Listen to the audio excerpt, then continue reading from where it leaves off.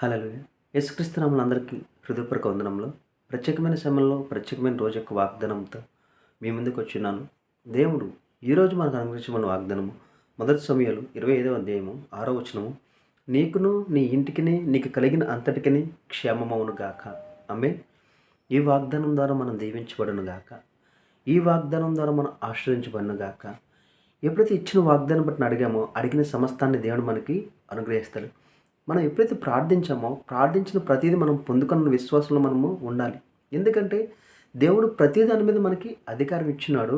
ప్రతిదాన్ని ఆల్రెడీ నజరైన యేసుక్రీస్తు జయించున్నాడు. లోకాన్ని జయించిన వాడు నజరైన యేసుక్రీస్తు.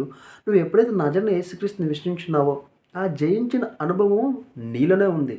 కాబట్టి నువ్వు ప్రతిదాని యందు ధైర్యం కలిగి, దీనిలో నాకు విజయం ఉంది, దీని మీద నాకు క్రీస్తు ద్వారా, ఈ పరిస్థితి మీద క్రీస్తు ద్వారా నేను విజయం పొందుకున్నాను, ఆల్రెడీ క్రీస్తు దీన్ని జయించున్నాడు అని ఎప్పుడైతే నువ్వు విశ్వాసం కలిగి ప్రార్థించి ముందుకు వెళ్తావో, ప్రతి దాంట్లో నువ్వు విజయము పొందుకుంటావు. ఈరోజు నీ సమస్య ఏదైతే ఉందో, నువ్వు ప్రార్థన ఏదైతే ఉందో, నువ్వు దేనికోసమైతే ఎదురు చూస్తున్నావో ప్రతిదానికి నీకు సమాధానం వచ్చును గాక. ఆమేన్. ప్రార్థించుకుందామా. స్తోత్ర మహోన్నతమైన దేవ, నీకే వందనాలు స్తోత్రాలు చెల్లించుకున్నాం తండ్రి. ఇచ్చిన వాగ్దానం బట్టి నీకే కోట్ల స్తోత్రాలు చెల్లించుకున్నాం తండ్రి. ప్రతి ప్రయాణాల్లో తండ్రి మీరే తోడై నడిపించండి తండ్రి. తల దగ్గర నుండి అరికల వరకు ముట్టి స్వస్థపరచబడునుగా కానీ ప్రవచిస్తాం తండ్రి. ప్రతి అప్పు ఐశ్వర్యంగా మారును గాక, ప్రతి అనారోగ్యం ఆరోగ్యంగా మారును గాక.